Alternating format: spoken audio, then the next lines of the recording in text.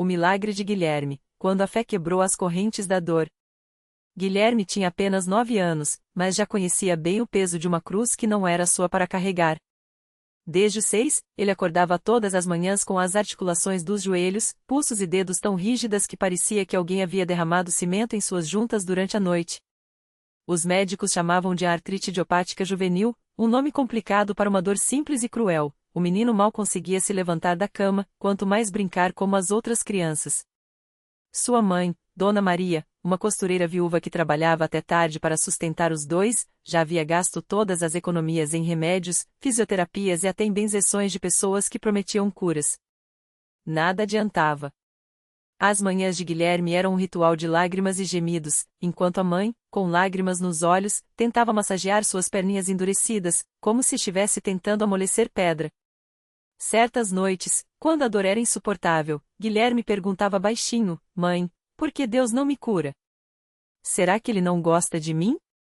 Dona Maria, mesmo com o coração partido, respondia com a fé que ainda lhe restava: Deus não esquece de ninguém, meu filho. Um dia, ele vai mostrar o porquê de tudo isso. Mas até aquele dia, a esperança ia se desgastando, como uma vela queimando até o fim. Foi numa tarde de sábado, enquanto Dona Maria costurava para uma cliente, que a senhora, uma mulher simples, de cabelo preso em coque e vestido longo, notou as mãos trêmulas da costureira e perguntou o que havia.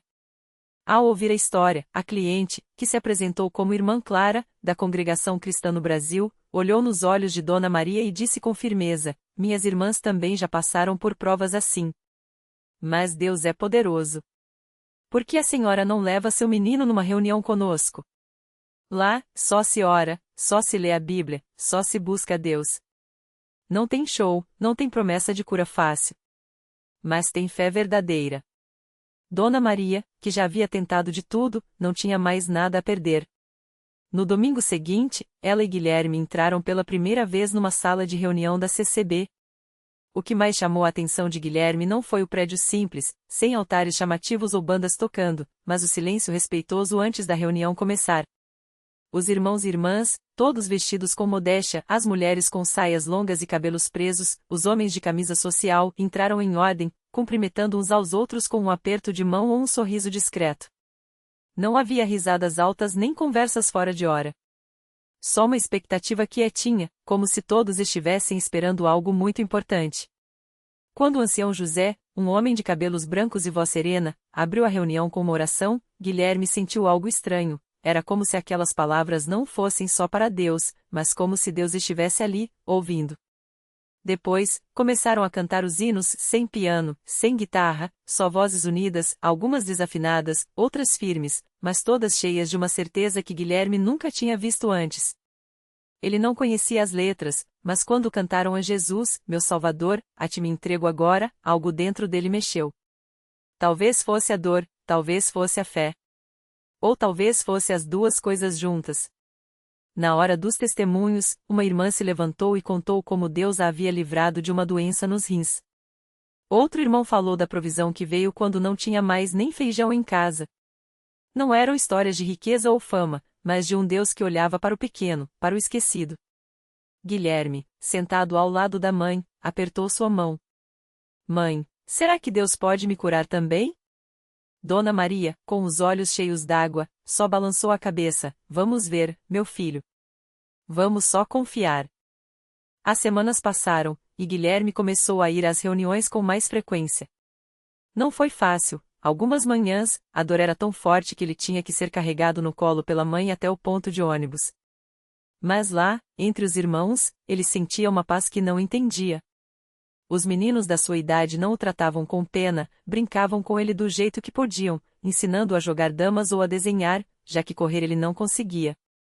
Uma vez, o irmão Paulo, um jovem que trabalhava como mecânico, sentou ao seu lado e disse: Guilherme, você sabe por que a gente ora de joelhos? O menino balançou a cabeça. Porque é a posição de quem depende de Deus. E depender dele não é vergonha, é força. Guilherme guardou aquelas palavras. Até que chegou o dia da Santa Ceia. Era uma noite de quinta-feira, e a sala estava cheia de um silêncio diferente. O ancião explicou o significado do pão e do vinho, o corpo e o sangue de Jesus e como aquilo era um lembrete de que Deus não esquece dos seus. Quando chegou a vez de Guilherme participar, ele, com dificuldade, se ajoelhou ao lado da mãe. Segurando o pedacinho de pão, fechou os olhos e orou como nunca havia orado antes: Senhor, eu não sei se o Senhor vai me curar. Mas se o Senhor quiser, eu aceito. Só não me deixe sozinho. E, pela primeira vez, sentiu que alguém muito maior que ele, havia ouvido. Na manhã seguinte, Guilherme acordou como sempre, com dor. Mas dessa vez, quando tentou mexer os dedos, eles obedeceram. Devagar, como se estivessem aprendendo a se mover de novo. Ele sentou na cama, assustado, e dobrou os joelhos. Não doía. Não travava. Sua mãe, que já estava vestida para levá-lo à reunião de manhã, entrou no quarto e o viu de pé, tentando dar um passo. Meu Deus, ela gritou, cobrindo a boca com as mãos. Guilherme, você está andando? O menino, sem acreditar, correu até os braços dela. Mãe, eu tô bom. Eu tô bom. E então, os dois choraram juntos, agarrados, enquanto o sol da manhã entrava pela janela, como se Deus estivesse dizendo: Viram? Eu não esqueci. Na reunião daquele domingo, Guilherme se levantou para dar seu testemunho. Com a voz trêmula, mas firme, contou como havia sido curado. Não houve gritos, não houve espetáculo. Só irmãos e irmãs chorando, alguns de joelhos, agradecendo. O ancião José, com os olhos brilhando, disse apenas: Assim é o nosso Deus. Não faz alarde, mas age. Não promete milagres, mas os dá quando é da sua vontade. E hoje, ele nos ensinou uma lição: a fé não é só para receber, é para confiar, mesmo quando não vemos. Anos depois, Guilherme, já um jovem, foi batizado nas águas da CCB. Quando saiu da água, lembrava-se daqueles dias de dor, mas também da mão de Deus que o havia levantado. Aprendeu que milagres não são só curas físicas, são lições de humildade, de paciência, de amor. Sua mãe, que nunca deixou de agradecer, costurava agora para as irmãs da igreja, e Guilherme, sempre que podia, ajudava os meninos doentes, contando sua história não como um troféu, mas como uma prova de que Deus ouve até o choro mais silencioso. Porque no final, a maior cura não havia sido nas articulações de Guilherme, mas em seu coração. Ele havia aprendido que, na congregação cristã no Brasil, não se busca milagres, se busca a Deus. E quando o encontramos, os milagres vêm por si só. Anos se passaram e Guilherme cresceu não só em idade, mas em fé. Sua vida na CCB se tornou um testemunho vivo de como Deus transforma as lutas em bênçãos. Ele não era mais aquele menino que se arrastava com dificuldade, mas um jovem forte, não pela força dos músculos, mas pela firmeza do espírito. E foi justamente essa força que o levou a um novo desafio. Certa manhã, enquanto ajudava na limpeza do salão da igreja, Guilherme ouviu um choro abafado vindo do pátio. Era um menino de uns 8 anos, sentado sozinho num banco, com as pernas enfaixadas e o rosto molhado de lágrimas. O coração de Guilherme apertou. Ele se aproximou devagar, como quem conhece bem a dor que aquele pequeno carregava. O que foi, irmãozinho? Perguntou, agachando-se para ficar na altura do menino. Eu não consigo andar direito, o garoto respondeu, enxugando o rosto com as costas da mão. Os médicos falam que é para sempre. Minha mãe diz que Deus pode curar, mas eu já peço tanto e nada muda. Guilherme sorriu, não daquele jeito fácil de quem nunca sofreu, mas com uma doçura que só quem já esteve no fundo do poço consegue ter. Eu também já achei que Deus não estava ouvindo, confessou, apontando para as próprias pernas. Olha eu aqui, andando, correndo, vivendo. Mas não foi do dia para a noite, não. Foi oração, foi paciência, foi confiar mesmo quando parecia que nada ia mudar. O menino olhou para ele com olhos arregalados. Então, você acha que eu também posso sarar? Guilherme segurou as mãos pequenas do garoto e olhou bem nos seus olhos. Eu não sei se vai ser amanhã, se vai ser daqui a um ano, ou se vai ser de um jeito que a gente nem imagina. Mas uma coisa eu te digo, Deus não esquece de ninguém. Às vezes, Ele cura o corpo. Outras vezes, Ele cura a alma primeiro. E isso, meu irmão, é um milagre ainda maior. O menino não disse nada, mas aquele choro desesperado tinha se transformado numa quietude pensativa. Guilherme o levou até a sala das crianças, onde as irmãs cuidavam dos pequenos durante os cultos. Lá, ele apresentou o garoto para a irmã Clara, uma senhora de mãos calejadas e coração enorme, que já havia ajudado tantos outros com palavras de consolo. Irmã, esse aqui é o Davi, disse Guilherme. Ele precisa de um pouco de amor e muita oração. A irmã Clara sorriu e pousou a mão na cabeça do menino. Então ele veio ao lugar certo. Nos dias que se seguiram, Davi passou a frequentar a igreja com mais assiduidade. Sua mãe, uma mulher simples mas cheia de fé, agradecia a Deus a cada culto pela acolhida que o filho recebia. Guilherme, por sua vez, não deixava de visitar o menino, levava-o para ajudar nas pequenas tarefas da igreja, ensinando que servir a Deus não dependia de pernas perfeitas, mas de um coração disposto.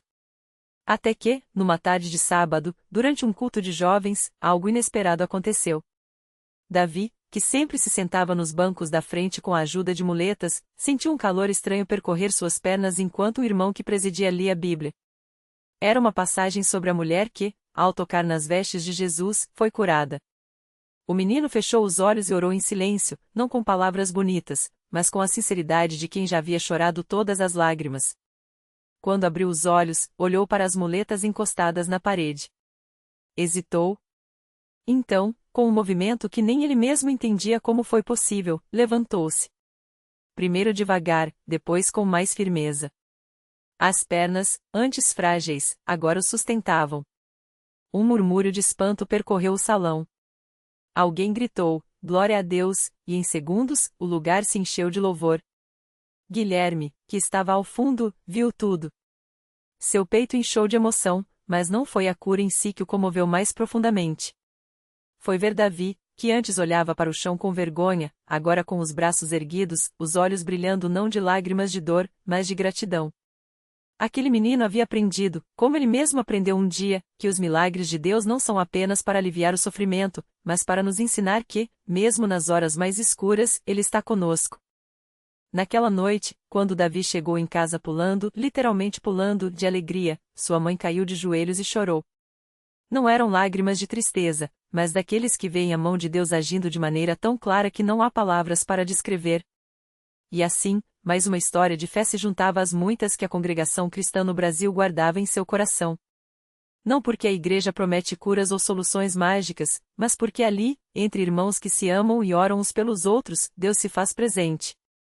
Às vezes de forma silenciosa, como um sussurro no vento. Outras vezes, de maneira tão visível que até os mais incrédulos se rendem.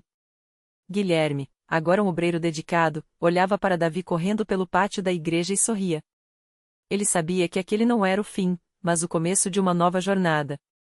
Porque a verdadeira transformação não está apenas em andar sem muletas ou em pernas que não doem mais. Está em entender que, na CCB, o maior milagre é aprender a viver cada dia na presença de Deus, confiante de que, no seu tempo, tudo se torna possível. E assim, entre orações, lágrimas e sorrisos, a obra do Senhor continuava. Não por meio de homens, mas pela graça daquele que nunca abandona os seus. Porque no final das contas, os milagres não são o objetivo, são apenas sinais de um amor que nunca falha. Davi cresceu como um menino diferente. Não porque suas pernas já não guardassem as marcas daquela batalha, mas porque seu coração agora transbordava de uma fé que muitos adultos demoravam anos para alcançar. Ele não escondeva de ninguém o que Deus havia feito por ele. Nas escolas dominicais, contava com os olhos brilhando como o Senhor o tinha levantado. Nas reuniões de jovens, testemunhava com uma convicção que fazia até os mais distraídos prestarem atenção. Deus não só sarou minhas pernas, dizia ele, apertando o ombro dos amigos. Ele sarou minha família. E era a verdade. A mãe de Davi, que antes mal pisava na igreja, agora estava sempre nos cultos, com as mãos levantadas e os olhos cheios d'água. O pai, que se afogava no trabalho e na amargura, começou a frequentar as reuniões dos homens e descobriu que a paz não se compra, se recebe. Até a avó, que rezava sozinha em casa com seu terço desgastado, um dia entrou na CCB e, depois de ouvir o testemunho do neto, deixou as contas de lado e abraçou a Bíblia. Se Deus fez isso por ele, pode fazer por mim também, murmurou, e ninguém na família duvidou. Os anos passaram, e Davi se tornou um jovem forte, não apenas no corpo, mas na alma. Ele não esqueceu o dia em que, aos 15 anos, sentiu o chamado para servir. Não foi em um sonho, nem em uma voz trovejante. Foi num culto comum, enquanto o coro cantava "Quão grande és tu". De repente, ele soube, sua vida não era só dele. Era para levar outros ao mesmo Deus que o tinha carregado nos braços quando não podia andar. Começou como auxiliar nos trabalhos com crianças, ajudando os pequeninos a decorar versículos e a entender que Jesus era real. Depois, passou a visitar os doentes no hospital, levando não só palavras de conforto, mas a certeza de que milagres ainda acontecem. E aconteciam. Uma senhora com câncer que orou com ele recebeu o diagnóstico de remissão meses depois. Um menino com problemas nos rins, depois de uma campanha de jejum que Davi ajudou a organizar, teve os exames normalizados. Não eram coincidências. Eram respostas. Mas o maior teste da fé de Davi veio quando ele já era um obreiro formado. Uma noite, enquanto voltava de uma visita a um irmão enfermo, seu carro foi atingido por um motorista bêbado. O impacto foi tão forte que o veículo capotou 3 vezes. Quando os bombeiros chegaram, não acreditavam que alguém pudesse ter sobrevivido. Mas Davi estava lá, consciente, com apenas alguns arranhões, enquanto o carro parecia um amontoado de ferro retorcido. Foi Deus, disse-lhe aos socorristas, ainda atordoado. Ele me guardou. A notícia se espalhou rápido. Muitos que conheciam sua história vieram até ele no hospital, não só para verificar se estava bem, mas para perguntar: como você consegue ter tanta fé? Davi sorria e respondia sempre a mesma coisa: não é minha fé. É a fidelidade dele. Eu só aprendi a confiar. Hoje, Davi é pastor auxiliar em sua congregação. Não prega com palavras bonitas ou teorias complicadas. Fala do Deus que viu agir em sua própria vida, do Deus que não abandona, que transforma a dor em propósito e fraqueza em força. E quando olha para os bancos da igreja, vê rostos que, como o dele um dia, estão quebrantados, desesperados, buscando um milagre. Ele sabe que não pode prometer quando ou como virá a resposta. Mas pode garantir uma coisa: se Deus fez por mim, Ele pode fazer por você. E assim, a história de Davi se mistura à de tantos outros na CCB. Não é uma história de um milagre só, mas de uma vida inteira marcada pela mão de Deus. Porque o verdadeiro milagre não é apenas o que acontece em um instante de glória, mas o que permanece, a fé que não desiste, o amor que não se apaga e a certeza de que, no meio das batalhas, há um que nunca solta a nossa mão. Naquela mesma noite, enquanto Davi compartilhava seu testemunho com lágrimas nos olhos, uma mulher chamada Ana, sentada nos fundos da igreja, apertava contra o peito um envelope amassado. Dentro dele, uma carta de despejo e contas atrasadas que não tinha como pagar. Ela havia chegado a CCB arrastada por uma vizinha, depois de meses orando sozinha em seu quartinho alugado, com o coração apertado pela vergonha de pedir ajuda. Deus não ouve mais as minhas orações, pensava. Mas ali, ouvindo Davi falar de um Deus que transforma desespero em esperança, algo dentro dela começou a tremer. Quando o culto terminou e as luzes se acenderam, Ana permaneceu imóvel no banco, como se seus pés estivessem colados ao chão. Foi então que uma irmã da igreja, a irmã Marta, se aproximou com um sorriso tranquilo. "Posso orar com você, minha filha?" Ana não conseguiu segurar as lágrimas. Entre soluços, contou tudo: o marido que havia partido, os filhos que dependiam dela, o medo de ficar na rua. Marta não ofereceu palavras vazias. Apenas apertou sua mão e disse: "Deus já está agindo. Você vai ver." 3 dias depois, Ana recebeu uma ligação do banco. Um erro no sistema havia acreditado em sua conta um valor suficiente para quitar as dívidas mais urgentes. Não era um dinheiro extra, era exatamente o que faltava, até o centavo. Ela correu para a igreja com o comprovante na mão, trêmula. O pastor, ao ver sua expressão, já sabia: era mais um milagre. "Isso não é coincidência, irmã", ele disse. "É Deus mostrando que Ele conhece cada detalhe da sua necessidade." Mas o milagre de Ana não parou aí. Semanas depois, durante um culto de oração, ela sentiu um chamado no coração: começar um pequeno grupo de apoio para mulheres em situação semelhante à que ela havia vivido. Com a bênção da liderança, nasceu o Coração de Maria, um espaço onde mulheres quebrantadas encontravam não só ajuda material, mas acolhimento, oração e a certeza de que não estavam sozinhas. O que começou com 5 mulheres em uma salinha dos fundos da igreja, hoje reúne dezenas, com depoimentos de vidas restauradas, famílias reunidas e sonhos ressuscitados. E assim, como Davi, Ana descobriu que o milagre não era só para ela. Era uma semente plantada para gerar mais vida. Porque na CCB, os testemunhos não são apenas histórias do passado, são chamas que acendem outras chamas. Cada vida transformada se torna um farol para quem ainda está no escuro, provando que, onde há fé, Deus age. E onde Deus age, nada fica igual. Hoje, quando Ana olha para trás, não vê apenas as contas pagas ou o teto sobre sua cabeça. Vê um Deus que a tirou do fundo do poço para fazê-la pescadora de almas. Vê uma igreja que não é apenas um lugar de cultos, mas um hospital de almas, onde os feridos encontram cura e os perdidos, direção. E quando alguém lhe pergunta como ela conseguiu, Ana sorri e repete as mesmas palavras que um dia ouviu de Davi: se Deus fez por mim, Ele pode fazer por você. Porque na Congrega Cristã no Brasil, os milagres não são exceção. São a regra de um Deus que não muda, que ainda hoje abre mares, multiplica pães e escreve histórias de vitória onde o mundo só vê derrota. E cada vida ali é uma prova viva de que, quando Deus começa a agir, Ele não para até que a obra esteja completa. O milagre completo. Ana nunca esqueceu o dia em que, após anos de luta, segurou nas mãos o diploma de enfermagem não por mérito próprio, mas pela graça que a sustentou nas noites de choro e nas manhãs de fé. O mesmo Deus que a levantou do desespero agora a usava para estender a mão a outros. Na Congrega Cristã, ela aprendeu que milagres não são apenas curas instantâneas, mas processos de restauração: o marido que voltou para casa, a filha que superou as drogas, o vizinho que encontrou paz. Cada vida transformada era um capítulo da mesma história. Deus não desiste de ninguém. Reflexão final. A vida de Ana é um convite. E se suas cicatrizes fossem sementes? E se suas lágrimas regassem o solo onde a fé cresce? O mundo vê limites, Deus vê possibilidades. O que para muitos era um não tem jeito, para ele era apenas o início de algo maior. Lição de vida. Deus não muda as circunstâncias para nos abençoar, Ele nos transforma dentro delas. A fé não é a ausência de problemas, mas a certeza de que, mesmo no vale, há um pastor guiando. E quando ele começa, não para até que a obra esteja completa, e a obra dele em você ainda não terminou. Fim.